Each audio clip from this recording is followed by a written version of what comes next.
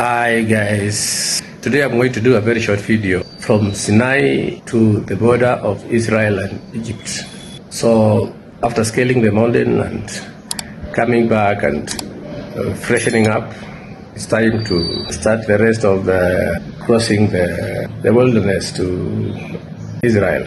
So it's quite a distance from Sinai to the border of Israel and Egypt, in a small town called Taba. So it's basically called Taba border. It's the only border between Egypt and Israel which allows tourists to cross through. From both those who cross from Israel going to climb Mount Sinai, and those who come from Egypt crossing to Israel. So by road, that is the only border point in the northern part of Israel and southern part of Sinai Peninsula, which allows tourists to cross over to both sides, either to Israel or to Egypt. I think that was very important for you to know. Taba is along the Red Sea. It's a small town, but with very, very nice hotels, like the Hiltons, like the Movenpick.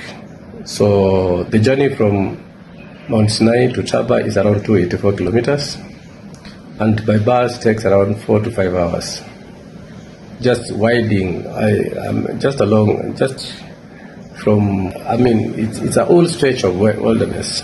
There are no trees, just rocky escarpments, but it's beautiful scenery. So you drive all the way to Taba. Once you reach Taba, we normally book our gates in 5-star hotels at Taba, like the Hilton, because after all that journey, you are tired and you want now to enter Israel, you start another journey in Israel. So that is the point where tourists or pilgrims rest in exclusive hotels with nice swimming pools, with the beachfront, where you can go to the beach, swim in the Red Sea, enjoy yourself at the beach. It's just a relaxing environment. Very nice. One thing I noticed about Taba is there are so many towns or countries which converge near the Taba border. So once there's an observation area on top of the Hilton Hotel, where you can actually see towns in Saudi Arabia, in Jordan, in Israel, in Syria, and Lebanon, just when you are at the top of the building. So if somebody will mention to you that town is in Saudi Arabia, that is in Syria, that is in Lebanon, that is in Israel, just from the one roof, you can actually see all those towns, because so many countries converge around that area. So spend a night at Taba, beautiful, after a nice breakfast. If you are booked at the Hilton, you actually pull your bags to the Israeli immigration, because it's just a few meters from the Hilton Hotel. Hilton is like built on that land you call no man's land, which separates two countries, more or less, but it's typically in Egypt, but you can say it's on the no man's land, because it's just next to the Israeli immigration. Pull your bags to the Israeli immigration, and they check your documents, and you cross over to Israel.